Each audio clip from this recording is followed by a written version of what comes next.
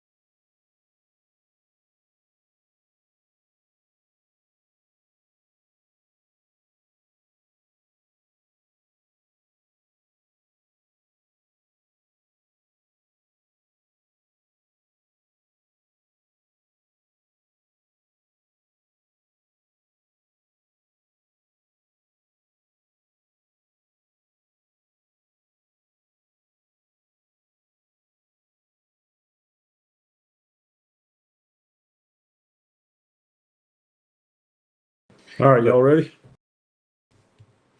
Diamonds? Yeah, all of those are great.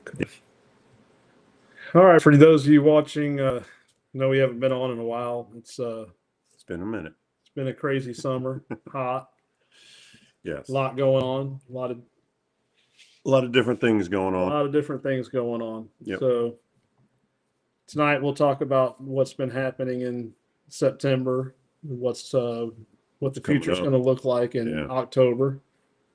Hopefully praying for some cold fronts. Yeah. But for those of you that maybe tune in and don't know who we are, I'm Captain Kenny Mullins. Pat McGriff, One More Cast Guide Service. And Captain Greg DeVault. All right, so I'm gonna call come in. So Pat, you fished today, right? Yep, just got here. Just got off the water and beat it from Keaton to get here on this time. I didn't get on the water till 1 o'clock. Tried to catch some bait. It was too slick. Current was ripping. Pinfish didn't even like me, and I got tired of it. So I went looking for blackfish numbers. Added a couple, but nothing spectacular. And then finally, the west breeze picked up, and I started fishing at 4:06 or 4:07, somewhere like that. And at 4:49, I had my 5 trout with 1 over 21.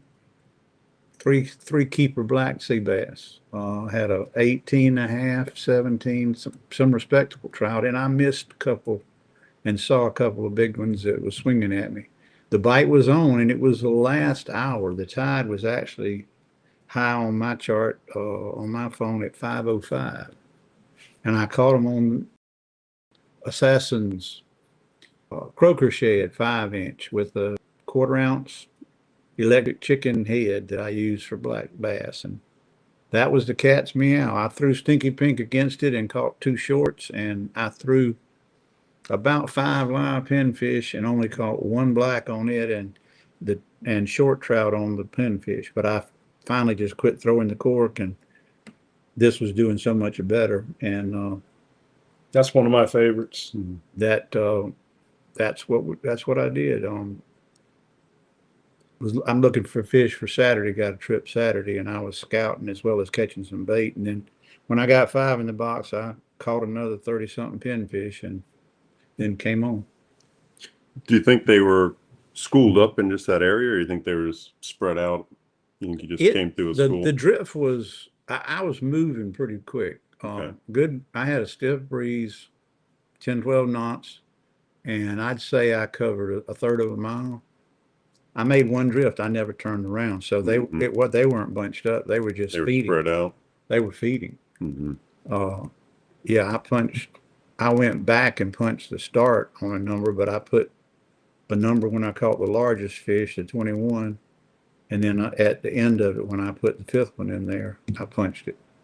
And I didn't go back and read the distance, but I know that flat well enough to, I would say it was close to a half a mile, but at least a third. They, I had six, I started around 7, 6.5, 7-ish, and I really wanted about 5.5, 6, and that's basically what that flat was doing. It was going up and down from that way offshore, Never saw any real bait get scattered, but I saw the houndfish and needlefish getting chased around. Running for their lives. So Sunday, you and I were both out Mhm. Sunday, and I was around tons of bait. Yeah. I mean, just a ton of bait, but nothing busting on them. Really, no fish on them. I went pretty good while with hardly no bite, Mhm. and I just kept moving and moving and moving, and we did pretty much have a negative that morning. Yeah. And the wind was coming out of the east, which was kind of northeast. Kind of keeping it going out. Yeah, it's keeping the water going out. But once it finally turned and really pushed in, that's when I found them. But we were mainly targeting redfish, Mhm. and it was like we hit a pocket and you catch. I mean, we would reel in a redfish and there would be 4 or 5 with it, following it in. Yeah. And then the next cast we catch a jack, and the next cast a redfish, then the next cast a jack. Yeah. But it was just they were concentrated in a small area, and then you move over. I was on the trolling motor keeping it working, but I move over and I hit another pocket of reds and jacks mixed in. Yeah. And they were mixed in with the big mullet. Yep. They weren't on the small schools of bait. That's the same. I mean, we were a couple miles, probably 3 miles north of you, and it was the same exact thing. The morning when the water was really low, it was. I mean, you struggled for a bite. I was on top bar, and you'd have a few fish roll on it and everything like that. But once that water started in, I was just targeting those. I'd look for the big mullet moving around, jumping and everything like that, and we'd fish those areas. And just like you'd hook a fish. You literally go 30, 40 yards with nothing, not see a fish, anything. Somebody'd hook a fish, and I was up on the platform, and I could see coming in, and there'd be 8, 10, 12 fish in there trying to take that lure, jacks and redfish and that kind of stuff. And whoever threw and got near them got bit too. You'd hook if everybody could cast in there. Of course, they throw right on the fish that's already hooked, but Right. but you would hook as many fish as you could get baits in there cleanly, and then all of a sudden you'd unhook the fish, get them back in the water, and get back up there and be a ghost town again, except for the mullet. Yep. And it's it's been like that for me. It's been like that for probably the whole month of September. We've had some. I did find one good school, up on the north side of the Econfina, or the west side, whichever you want to call it, up there. I found it on about halfway gone low tide, and there was probably 200 fish, and we sat there and we caught probably 6 or 8 of them before they finally left us. And once they left, they just didn't stop. You could see them just pushing. But other than that, it's been just like you said. You come up on a point or on a bar or something like that, or even just right out in the middle of nowhere, you'll hook a fish, throw right in there behind it, because there's probably more fish with them, in there close. I haven't been out. I'm going to fish tomorrow morning if the rain doesn't stop us, but I'm going to do a pat. I'm going to go out offshore just a little bit more, because I want to try and find some blackfish too. I've got orders. So. Yeah, I've mainly been red fishing, but earlier in the month and this summer, obviously I've been trout fishing, but I have not been catching them on live pinfish. So I've been killing a lot of pinfish. Yeah, drowning them. So I know My trip. Don't let me interrupt there. Nope, go ahead. My pinfish, I had a charter with 3 guys last week, and they fished with me, 2 of them, with pinfish for years, and I caught as many or one more of the fish. I think I caught 7 of the 12 or 13. I've got now 13, and 6 of them came on bait, and 7 came on plastic. So of the trout. So let me ask you this: when you caught those fish, I remember that you posted that chart. That was about a week and a half ago, right? mm-hmm. So we had that little cold snap come through. Not cold snap, but we had some cool mornings. Right. You know, where the mornings, I mean, I actually wore a jacket two mornings through that one little 5-day phase. And I was catching, so typically I'll stay, you know, as I'm moving along, I'll let them have the front of the boat, and I'll cast topwaters off the back of the boat just to cover water. And I was catching really nice trout during that little snap. The water temperature went down to about 82, and on the top waters, I wouldn't catch the redfish. They'd catch the redfish off the bow, but I would get the bigger trout, and they were all 20+ inch trout. And I was catching, you know, between me and them, we'd probably wind up with about 8 or 9 nice trout for the day. But as soon as that, you know, cool air went away and all that, those trout disappeared. Sorry. Jeez. Anyway. That was our lie detector. But you know, as soon as that water started warming up, those trout, you know, especially in close like that, I caught one the other day when me and you were fishing. Right. That day, I caught one decent trout that whole trip. They're So probably there. They aren't going to swing with 85 plus. that's what I was They're not going thinking. to come up to the surface. Yeah. You know, we seen some good reds that day, and they weren't eating. But we were on the bottom of the tide. Mhm. You know, it's Yeah, and there's, like I said, I don't know. I'm sure you've seen it because I know I've seen you go by me, but there's a stretch of water between, I don't know, probably, I'm not good with all the names of the creeks. I know what I call them, but they're not what you call them. But anyway, about half a mile north of Rock Island to the first main canal that goes all the way to Hickory Mountain that's marked. There's an area of dirty water in there. yep. That just, I mean, it looks like a bunch of manatees are swimming in there, or a boat just went through it. But I mean, it's acres Yeah. of it. Oh yeah. And whenever I got near that the last couple of times, you know, I fished through it the first time. I didn't even see mullet in there. And I got into it this time. It was the same way. So I just left, and we stayed in the, you know, the water's still red, you know, as it naturally is. But Yeah. but clean. But you can see the bottom. But we got in that kind of water and we caught fish. You know, you got in that dirty water where, like I said, you couldn't see the bottom in 2 foot. I mean, there wasn't anything in there, and I don't know where that water's coming from. I don't know if it's washing through the levee, maybe, you know, coming out from the inside there, but because it's just in that one area. Right. But I did notice, you know, I think these fish are kind of conditioned to clean water, and I think they use their eyes quite a bit. Well, it's so. kind of there's some areas going south that way too. Is there? Yeah, I hit a pocket a week before, maybe 2 weeks ago, and you couldn't see, like you said, 2 feet. Mm-hmm. And on either side of it, it was clear. And I can't imagine where that water came from. Yeah. And I caught fish on it with bait. And as soon as we moved back to clear, we had to go back to plastic. Yeah. And I went out of Keaton yesterday, and it was weird there. I ran down towards Grassy, just piddling around a little bit, just looking, you know. And then I ran back north towards Spring Warrior, and even parts south of Keaton, there was some really dark water. Yeah. And you'd hit a patch of really dark water, and then it would turn gin clear again. Yeah. And then dark, and then gin. I'm like, what in the world is this? Yeah, it's just kind of weird. I mean, down, like I said, when I used to fish down off of, you know, more around Patapsco and Hernando and stuff, we would always, you know, we'd call them muds, and it'd be a bunch of fish down on the bottom, mackerel and bluefish and trout, just churning the bottom up, and you get on, you know, you could follow it and find the head of it, and you catch fish like crazy. But it's just like dirty water here. I hadn't seen a mud in 20 years. Yeah. I'm dating myself. Yeah.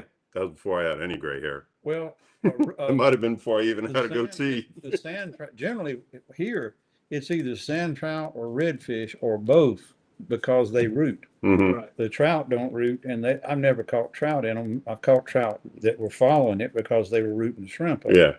And then I saw a monster trout one time when the trout had rooted off a little hump of sandy spot, but the water hadn't changed color. It was just the oil slick. Yeah. Yeah. It was an oil slick. Does it But smell like watermelon? cross between watermelon and honeysuckle. I always tell everybody that. I learned that a long time ago. You'd be driving along and all of a sudden you just catch a whiff of watermelon. I'm like, whatever direction the wind blowing. And honeysuckle together and trout will spawn. That'd be a spawning slick. But Okay. it's also can be a feeding slick. Yeah, I learned that, like I said, when we started fishing Louisiana and Texas a lot, because that's all they look for out there is slicks. Mm-hmm. And we'd run and run and run, and every time you found a slick that was active, you'd smell it. Mhm. You know, those guys were like, "There's one," and sure enough, and it worked. You know, I haven't really done it here. I haven't noticed it here as much, but there's not as much bait either. But you know, down in Hernando, Pasco, and all that, you'd be running along, you'd smell it, and you just drive upwind until you saw a slick, and you'd start. It was usually trout and mackerel and bluefish up there, very rarely, because our redfish didn't leave the bank for fear they were going to get run over. But you know, you get the trout and stuff out there in the open water, and they'd be feeding on that bait. So Well, they'd be chopping up the mackerel that were chopping up mhm. the white bait. And everything else was just and that's catching what. different. When it's shrimp, it's a little different flavor. Mhm. The people don't believe that now, but I don't really care. I used to could get over fish in freshwater and smell them and tell you whether it was crappie, bass, or hybrids, and which is sunshine bass here, but the hybrids. And I could tell because of the smell. And the hybrids always smelled like what I'm they were smelling throwing. something, all right. They were throwing up. Yeah. But you know, we would jig spoons vertically, and you'd confirm it over Mhm. and over and over. But yeah, the trout, if the trout turn the shrimp over, it's a I'd call it higher pitch smell, but it's a whatever the word would be, riper or whatever. A sharper smell. Yeah, sharper smell, and their spawn slicks. You know, I've watched that for years, and I don't see those anymore. I think these fish are offshore, that they're spawning offshore. In June, they're not there anymore. They're trying to be more private. They don't like. Well, they us all spawn at watching night, but they gather up pre-spawn, and that's the males you're Yeah. spawning. Hmm. But I hadn't seen that in years. So Pat, you and I did something a little different a little bit back. Yeah, I'm jealous too. yeah. I caught my first triple tail with you. You should have run the picture of it. Yeah. Have you got it? I do, I believe. You Yeah, caught a yeah. nice one. Kenny caught 3 before he let me catch one. And, one was short. When he caught the short, I started feeling a little bit better. And then I caught one we didn't see. We saw all of his, but then I caught one that didn't show itself, and yeah, it was fun. I've had clients catch them, but I had never caught one. That was the craziest thing whenever we'd catch triple tails. People are always amazed how much they jump when you're bringing them in. Yeah, and I was telling him about that, and they never jump. Never did. None of them jumped. Man, we were fishing with Danny Allen down in Cedar Key, me and my wife Terry, and she had never caught one. So I forget what it was, 4th of July or something. So we went out there, and first one she hooked, you know, I was telling her, I'm like, get ready, you know, they'll jump just like like a snook and all that kind of stuff. And it never did. And she caught about 4 or 5 more, and they all jumped like tarpon, it seemed like. oh yeah, It's a fun fish. it really is. It's uploading now, but I'm going to share the picture of Pat's fish whenever. And to their detriment, they are delicious. Oh yeah. Oh, it didn't load. What in the world? He just Not doesn't again. want to show you a picture. He's trying to Hey. find his. Hey, if it won't bother me because I'm not going to put anybody on one, so it doesn't You matter. never know. I mean, I have seen you Well, put it can people on. happen. We've caught them, but we were coming out of less than a foot and a half of water, and there was a crab trap, and I could see the crab trap for 50 feet. It was almost out of the water, Hmm. red box trap, you know, and we just had to go right beside where he put it because that's the only water to get out of there. And I was right there at Okefenokee Slough. And as I went by, I looked and that triple tail was laying on the side, looking at me going, I hope you don't see me, trying to be a leaf. Trying to blend in. And I said, quick, throw a shrimp over there. And client flipped it up perfect, caught him. He was in less than a foot of water. Mm-hmm. Yeah, you'll see him. I mean, I've seen him in 30 foot of water, and I've seen him in, like you're saying, less than a foot. A couple years ago, right off Econfina, that there's probably about a 2 week period there. Every time I'd purposely run the crab trap lines going back to the river, and I would see 4 or 5 every time, it seemed like, during that little period there. And they weren't, none of them were big. They were all probably 14, 15 inches, but it's still fun to catch. That's a fish where they're just fun you get everybody casting at them, and it's fun. It's like hunting. of course you hook the buoy 15 times. Pat never did that. No, it's because Pat's a good caster. He did unhook my hook out of the buoy a couple times. I was impressed seeing how I'm not target fishing like y'all are. That I did. We put baits in what 100 places. Yeah. 100. We fished 100 sticks and floats. Yeah, I mean, we covered a lot of that. And we knew going in there it was the Monday or Tuesday after a holiday weekend. Yeah, It The also water was blew. nasty. Yeah, it blew And it and blew. the water was torn Yeah. up. But we had a good day. yeah. I know one thing as guides, I know you guys do it too. When you pull up to something like that, you're trying to tell, okay, we're just going to throw one bait, just one at a time, and inevitably, the first guy will throw, and you'll see the other two going, and they either all cross or they all land right crossed on the buoy. So it just doesn't matter who hooks the fish; they're all going to be tangled, and it's just part of it. But Yeah. Then one time I was telling Pat, I said, a lot of times I'll let it drift. And as I'm telling him, I said, I'll let it drift way out because they'll be mhm. off of it quite a ways. And then I hooked up and then did it again. Someone caught a catfish. Caught one ladyfish and one catfish and everything.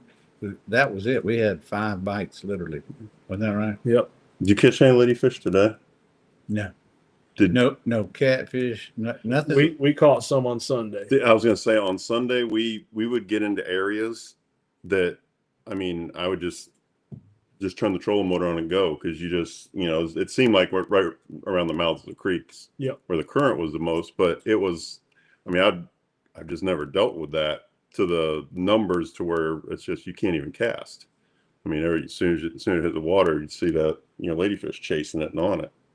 Well, now we had 9 or 10 sharks last week on one trip, and I don't know, 7 or 8 were on one place.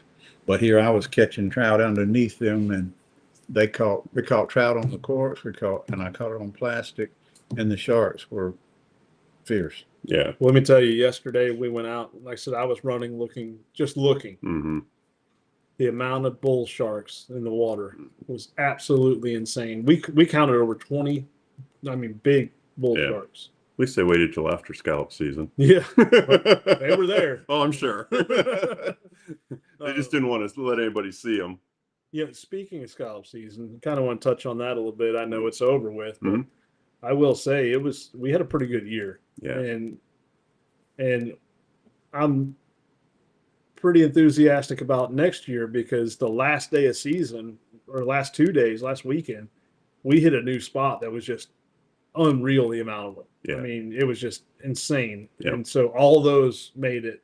And a lot of people doesn't realize we're getting those pre-spawn.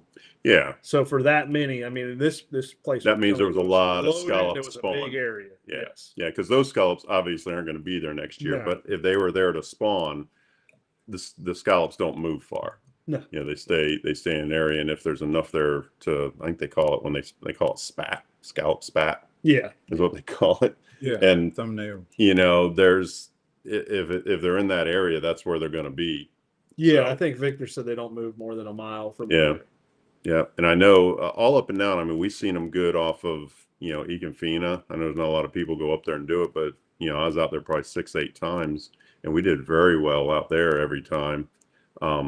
You know, I had some friends that were down, south of, in the Homosassa area, and they said They even, did great this yeah, year. even the last days down there, they did Pasco really was good till they closed it, and Yeah. the bacteria. Yeah, I think they're doing that on purpose. Yeah, I really probably. do, to give them a break. But 'Cause- one thing, this is going to kind of lead into another hot topic. Mm, But when they go out there, they're gonna go out and do the surveys, the scallop surveys. This is something I was speaking with another guide about out of Steinhatchee yesterday. They're gonna go out there and they're gonna do these surveys, and the scallops weren't anywhere where they were last year or Right. the year before. different areas. So if you're one of them that goes out there and does these surveys, I encourage you to get with local guides to take you out, because we know where they were. Yeah. So we don't have skewed data, because we have skewed data all over the place. Yes. And this is going to lead into what I was going to touch on, the hot topic, which has been the trout symposiums and the trout workshops. Mhm. Because as you know, we went to Daytona, you and I did, and hearing the data that they're basing this off of from the 90s Right. is just mind-boggling. Yeah. Um, And then their numbers are just they're we've always known that the science is 5 years behind, where we're at now anyway. But like you said, for them, the big thing is, like we brought up at the meeting the other night, is they do all these surveys and everything, and they don't ever talk to the guides. They talk to the weekend anglers and everything like that, and then all of a sudden, oh, well, our fishery's in trouble. The weekenders, there's some of them that go out and catch limits all the time, but majority of them, because they're not on the water that much, don't catch a lot of fish. yeah, they just can't stay on top of it. Yes, and the guides are going out every day or every other day, whatever we work, but we're always bringing in, even if you don't go out on the water a lot, you're still, because you know the water well, you're still going to catch a good limit because you know how to fish the area, which makes a big deal. So to say, because somebody that drives over from Orlando, catches 2 trout, to say the fishery's in trouble is crazy. And that's how that's how their science is working as far as the surveys go. Well, it's like I told them at the Cross City meeting. You take a guy that has 3 people on their boat, they fish 200 days a year. Well, you have 600 recreational fishermen that you're not counting that data. Right. During that They're season. still recreational fishermen. They're Yeah. just, And we're working under recreational rules. Yeah. right. We have the same creel and the same thing. We actually are less. We can't keep a fish. So most of us don't fish while we're on the boat because We can't keep we them don't anyway. want to catch the fish that our clients should catch. Right. Sometimes. And Sometimes we need to. well, Which even drives the point home even farther. You need to talk to the people that can catch the fish and to get a realistic view of what's out there. We can go through and like I said, they can go every weekend, but they need to be there during the week when the guides are coming in and interview those and take the survey there. I do want to say I was pretty impressed with the turnout in Cross City. Mhm. That was a good turnout. Yeah. And there was a lot, it was probably 80% guides, which is good because it gets the point across what we're trying to do. But I mean, you could always, everybody always kind of sits back and, it's like, oh, we'll let them take care of it. But I mean, when these meetings come up, everybody, if you fish or you have any kind of interest in that fishery, you really need to be out there, come to those meetings. Even if you don't say a word, just listen, because they might say something that, triggers you to say something. Oh yeah. I mean, Pat walked in and said he wasn't going to say a word, and we couldn't shut him up all night. Oh, and then on the on the sign-in paper, they asked if you wanted to speak, and I didn't put anything, and then about halfway through, or not even halfway through, they got it like the first 2 minutes. I got up, walked up, and checked my name. Yeah, but I mean, it's one of those things. Your voice has to be heard, and the only way you can. It's so hard, you can't just call up and say, hey, we're having an issue here. You've got to, they have these meetings for a reason, like we discussed. I believe a lot of decisions are made, kind of ahead of the game, and they're just trying to verify whether their decision was right or whatever. And we could be wrong, but you need to, if you care about the fishery, you need to speak up and come to these meetings. And if you're watching this, you're tuning in and you're not able to make those meetings, reach out to one of us and Yeah. talk to us about what your concerns are. And if we're there, we're going to bring it up. Yeah, and we're Yeah. going to have, that kind of leads into another thing. We're starting a guides association for the Big Bend area. So there's going to be, we're going to encompass basically from a little bit south of Cedar Key all the way up to Alligator Point. And I mean, there's 100 guides in that area easily. And if you know one of them, or if you know any of them, or, you'll be able to go on Facebook, online, and look up Big Bend Guides Association. I mean, if you have an opinion, let it out, let it be known, Right. I mean, we can take and run with it, as a group, we'll have a little more voice, but you can always get a hold of, I mean, most of the guides are very friendly and will talk. We love to talk about fishing and what's wrong with the fishery. Well, if and when we do need to defend the regulations that we have now and try to keep them, not lose any more trout on the creels, being an association here will give us strength in numbers to negotiate and hopefully as a what do they call us, shareholder? Stakeholder. That stakeholder means you have part of it, and the stakeholders has always been a word kind of sticks in my craw, but we are participants in the fishery, and we're dependent on the fishery for our livelihood, and that is a stake. But they've always disregarded our commentary as hearsay, and now it seems to be almost a political change in that. Format wise, they seem to be listening more, and that's a positive thing, that they're listening more to what the guides are talking about and claiming that we're seeing. Mm-hmm. But they still won't put anybody on our boats to prove it, to prove our data that that our hearsay is data, and that's a shame, because we can show them an awful lot of fish that they're not aware of. And when it comes to the degradation of the grasses, we learn and discuss that for probably a third of the meeting. And Kenny had some extraordinary data for them, and they were surprised to hear it, because they have no way to allow us for that input. Yeah, and the thing is, they don't even know about that data. That's the problem. That's what I'm saying. They have no idea that that we're losing seagrass. That they understand habitat is crucial to the species, but when you brought that up, I mean, and the way it's displayed and the way it's projected out to the population was a little misleading, to say the least. But yeah. So they put a pie chart up about the seagrass in the Big Bend area, and they did have Swanee marked pretty accurate, 43% loss, I believe is what it was. Yeah, but they just had it as greater than. But 1%. the problem is they had it as greater than 1%. You had to look somewhere else to see Yeah. the breakdown. Yeah, They But use the math sign of greater than, right, as 1%. opposed to writing it out. greater than 1%. And that's kind of camouflaging it, if you ask me. It was kind of to dumb down Mhm. they didn't want to open that can of worms, Yeah. apparently. Right. If I've lost But- almost half of my seagrass, I'd like to know that. Well, and then when you broke it down, it said Look the at North Big Bend region Mhm. was 5% loss, and Pat and I watched it. Yeah. 4 years ago, probably 30% loss. Right. I mean, Between Steenhatchee and Keaton proper, or Piney Point and Steenhatchee, I'd imagine they lost half of it. and then Spring Warrior to Rock Isle, actually, Ecofina. Yeah. There's a lot of loss because we had so much fresh We had water. so much fresh water. So, but here's the good thing. I'm going to give a shout out to Captain Bobby Brady. She reached out to someone who is part of the seagrass surveys that's coming up.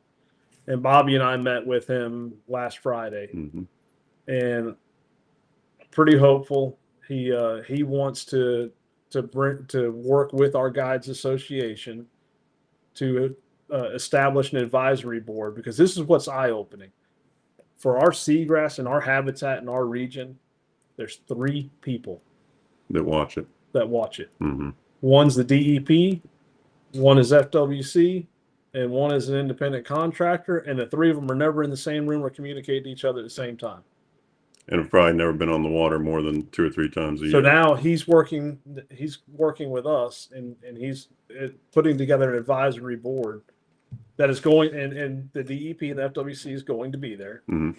And we have a meeting coming up.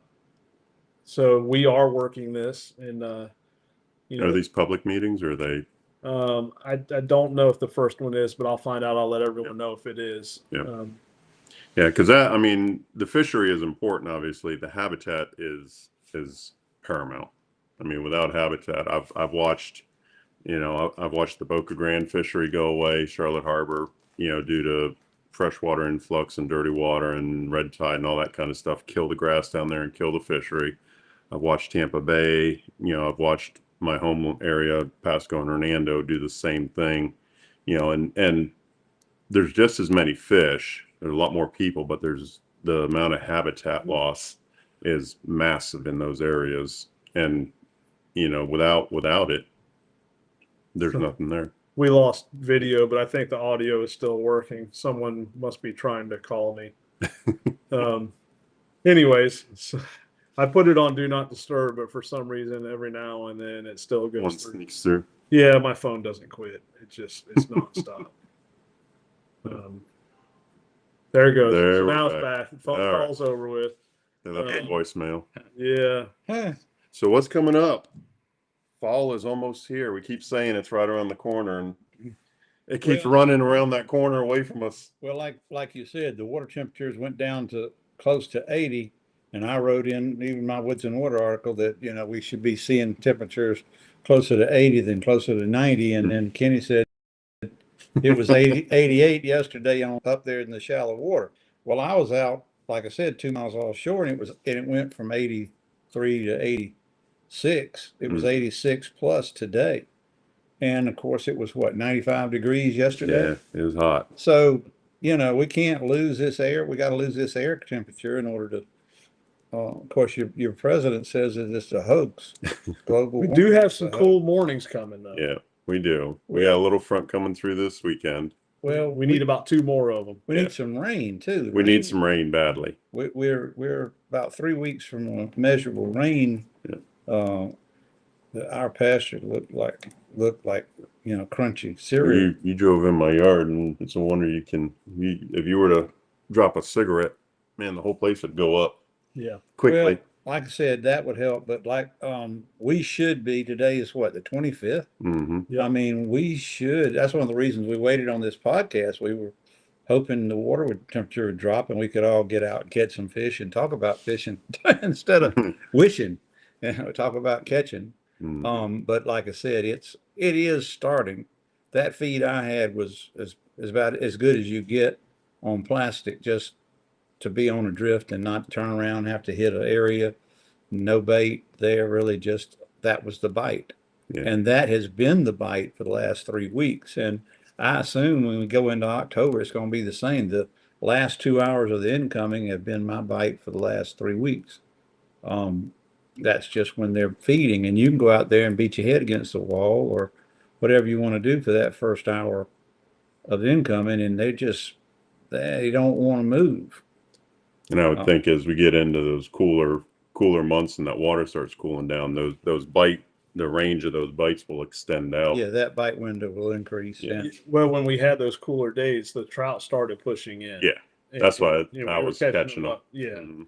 Now some of the bigger ones are still enclosed. They haven't pushed back. They just out, don't want to eat though. but they don't want to eat.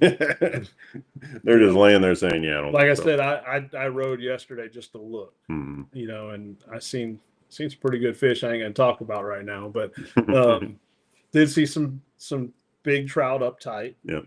The redfish, you know, we talked about there's been several big schools, 100, 200 redfish. Yeah. A lot of those are busted up. Yeah, and those, I mean, as you get off the moon, those schools bust up anyway. you know, they typically don't stay tight together. Especially when you're coming off a moon behind a 2-day redfish. Yeah. tournament. Yes. That tends to do it. But as we get, you know, that was the one thing I noticed as we got, you know, because the fish also, you know, they do rely on temperature, but they also rely on length of days. So they understand when the days are getting shorter. They, you know, they know what's coming. All the animals do. So as those days get shorter, the reds know it's getting to be time, you know, to start thinking about spawning. So all your fish are going to start grouping together, whether they're in, you know, I mean, they may be in a, you know, in a half-acre group, or the, you know, when we get right on the moons, they may be in a group as big as this living room, Right. you know, when they're really tight. But, you know, they're going to start looking to swim together rather than seeing the 1, 2, 3, 4. You know, it's the time of year when you pull up to a point, and if you hit the right point, you can catch 20 or 30 fish. You know, we're not there yet, but we're close. Oh, yeah, you know, we're we're about 10 degrees and about an hour of daylight away from that. My birthday's November 3rd. It'll be real good that week. It will. Oh yeah. Yeah. It'd be good deer hunting that time too. Well, October is a moving month, and those fish will start to move in, even in hot water that's Mhm. just in their jeans or whatever it is, because I have caught them when it was super hot in end of September, like now. But like I said, I haven't been trying to find or make them be shallower or closer. I would say closer to the hill than they are, because I'm not going to beat my head against the wall. I'm going to try to intersect that density of fish that has been offshore. Another thing I mentioned to Kenny, I believe, was that none of my fish that I cleaned last week, I think we had 13 whatever day we went. I can't remember whether I went Wednesday or what, but none of them had anything in their stomachs. And one of them had a shrimp, but there were no fish in those fish's stomachs, which means they have not been eating pinfish. Despite how plentiful they are and all, they have not been eating them. They've been eating shrimp. Mm-hmm. And then when that cool snap hit, they didn't know where they were. Yeah. And it's easier for them to end up in shallow water on these moon tides. They stay in that cool water as it moves. And all of a sudden, it's back, because of Kenny, it's back to 87 degrees. And some of them are stuck up there going, what in the world is this? Why did I come here? Why did you do this, Kenny? So here's something crazy though. You know, I had a gator hunt last week, and I went into some of the creeks, and I went way back. I mean, almost to the wood line. And the amount of mullet and redfish, 1.5 miles, 2 miles in, was mind blowing. Absolutely mind blowing. I didn't take Rod with me, or I'd have had some fun. Well, that was because of the springs, temperature of those springs. I was gonna say that water's probably a little bit cooler back there. Yeah. You know, it keeps the, you know, in a lot of those creeks, there's some deep water in a lot of those creeks. Oh, yeah. You know, so, you know, you get 8-10 foot of water, I mean, it's going to stay cool at the bottom. Yeah. Well, I mean, just like you go down to the Swanee River, they'll catch them in the passes in the river. I call them pass, West Yeah. Pass, East Pass. Even in the main river, they'll catch them. Mm-hmm. Yeah, the fish are going to go where they're comfortable. I mean, that's a given. When the bait comes in, when the mullets start moving, I mean, they'll come out to feed, but you know, fish don't have to eat a lot. No, there's a lot of mullet out there right now. Yeah. Yeah, there's more this year. I've seen the area where the mullet are, it seems to be a lot bigger this year than what I've seen in the last couple of years for sure. So what do you, Pat, what do you think you'll be throwing for the next month? Well, just say the next couple of weeks, because we're going to come back in a couple of weeks. Right. Plastic and bait, but like I said, it'll just be up to my clients. You know, I offered the either or with these guys. We brought 18 blacks in and did not fish for trout but 2 hours and still got 13 trout. So the point was, I was doing what was biting, not trying to beat them, make them work, and you know, make them try to force those fish to feed. I didn't expect those trout to move, but it was more about the breeze. It was slick as this table for 4 hours, and then we got a little breeze, and I made my move. If it had not started blowing, I might have stayed catching blackfish. I noticed something. I don't, it could have just been us. It could have been, coincidence, but I'm going to say beginning of September, end of August, after I got back from Louisiana, it seemed like every redfish, if you didn't throw a spoon, you didn't catch a redfish. They wouldn't hit anything else, but you throw a spoon, you'd catch a redfish. Now it's like they will not touch a spoon, but if you throw a Miradine or, some kind of jerk bait like that, a little twitch bait, they're all over them. And to me, that just means they're kind of, because like Pat taught me, redfish eating a spoon is thinking he's eating a crab, more than likely. So if they're not on that anymore, it leads me to think that they're starting to feed on pinfish a little more. And, those little twitch baits are what they're looking for.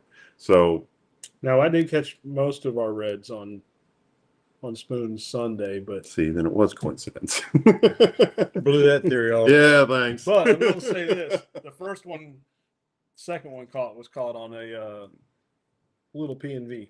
Yeah, and it was one that Robin gave me for Louisiana. It was like it's like a brown and chartreuse. okay.